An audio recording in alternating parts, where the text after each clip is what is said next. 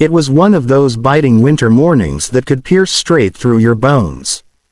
The kind of morning where the world feels gray, cold, and unforgiving. In the cracked sidewalks of a forgotten American town, an elderly woman named Mary shuffled down the street, her frail frame wrapped in an old brown coat that had seen far better days. Her shoes were worn thin, soles patched with tape, and her breath came out in trembling clouds of frost.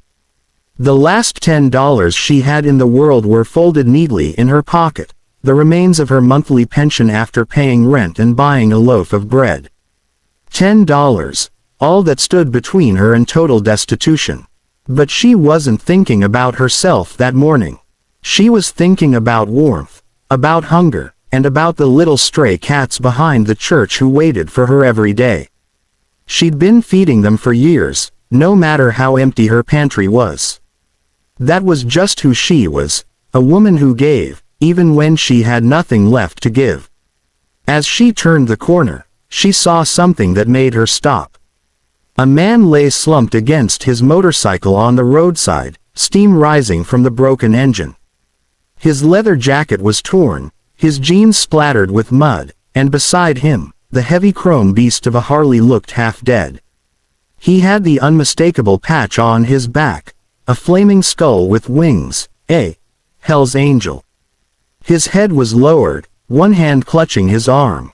Even from a distance, Mary could see blood trickling between his fingers.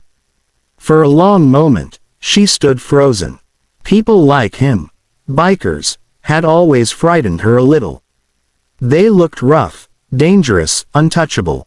But when she saw the way his hand trembled, the way he tried to hide his pain, her heart softened.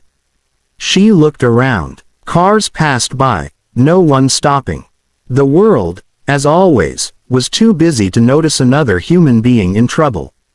If you believe that kindness and second chances still matter in today's world, then please take a moment to like this video, comment your thoughts, share it with others, and subscribe to Royal Stories, because stories like this one remind us that one small act can change everything. Mary approached the man slowly, her voice trembling. She asked if he was all right. He looked up, his face bruised and tired, his eyes a startling blue that carried both pride and pain. He said his name was Jack. His bike had slipped on ice, and though he'd managed to drag it off the road, his arm was badly cut. He hadn't eaten since the day before, and his wallet, along with his phone, was gone, probably lost in the fall miles back.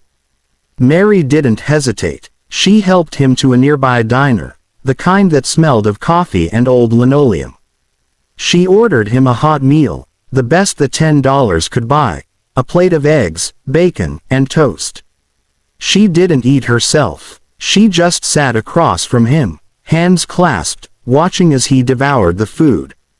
He thanked her quietly, his voice low, almost ashamed. He asked her why she did it. She smiled faintly and said, "Because someday, someone might do the same for me." Jack nodded slowly, staring at the frail woman who had just spent her last bit of money on a stranger like him. He wanted to tell her more. About the years of running, of losing himself to the road, of the brotherhood that both saved and destroyed him, but the words wouldn't come. He simply told her his name again, thanked her, and promised he'd pay her back. She laughed softly and said, "Just stay safe, son." Then she left. That night, Mary went home to her small apartment, her body aching from the cold. The radiator had stopped working weeks ago. She lit a candle, wrapped herself in a blanket, and tried to ignore the rumbling of her stomach. She thought about the biker, that wild, broken man, and prayed silently that he found his way. As she drifted to sleep, she whispered the same words she said every night, "God, let me still matter." The next morning dawned gray and bitter. Mary was woken by the sound of engines, dozens of them, roaring like thunder outside her window. At first, she thought she was dreaming. But when she peered through the curtains, her hands trembling, her heart nearly stopped. Down her quiet street came a line of motorcycles, at least 50 of them, gliding like black shadows against the snow. The air vibrated with the sound. Neighbors peeked through blinds, worried, curious, as the riders slowed and stopped right in front of Mary's building. The leader dismounted first, Jack. Cleaned up, bandaged, and standing tall in his leather jacket, he looked nothing like the broken man from yesterday. He was holding a bouquet of white lilies in an envelope. Mary hesitated, clutching her worn sweater, as Jack climbed the steps and knocked. When she opened the door, he gave her a crooked smile and said, "Told you I'd pay you back." Behind him, the rest of the Hell's Angels stood silently, their jackets gleaming, their faces weathered and respectful. They carried bags, boxes, and something large covered by a tarp. Jack handed her the envelope first. Inside was a note, written in rough but heartfelt handwriting. "You gave your last $10 to a stranger. You reminded me that not all angels have wings.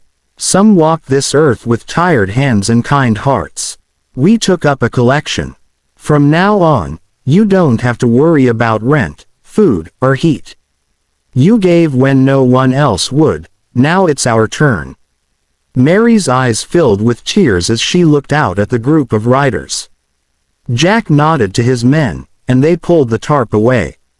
Underneath was a brand new heating system, a refrigerator filled with groceries, and a small envelope full of cash donations from bikers across 3 states. She couldn't speak. She just covered her mouth, sobbing silently as the men smiled. One of them, a grizzled rider with a beard like silver wire, said gently, "You helped one of ours when he was down. That means your family now." They spent the morning fixing her home, repairing the heater, stocking the shelves, even repainting her kitchen. Laughter filled the rooms that had once been so silent. By afternoon, the small apartment that had been a place of loneliness and cold was warm again, filled with the hum of gratitude and life. When they were done, Jack turned to her and said, "You gave me back something I'd lost a long time ago, faith. I didn't know people like you still existed." Mary smiled through her tears and said softly, "We're all just trying to find our way back home." The riders left that evening, their engines echoing through the fading light. But Mary stood at the window, watching until the last bike disappeared over the hill. For the first time in years, she felt truly alive, not because of the gifts, but because her kindness had come full circle. Weeks later, the story of the old woman and the Hell's Angels spread across social media. People were moved by the image of a fragile woman feeding a biker with her last $10, and the way 50 riders showed up the next day to change her life. Donations poured in from strangers all over the country. Mary used most of it to help others in need, the food bank, the animal shelter, and struggling neighbors. Her small act of kindness had sparked a wave of generosity she never could have imagined. And somewhere out there, Jack rode the open road again, the wind in his face, his heart a little lighter, carrying with him a small photo of Mary that he kept in his wallet.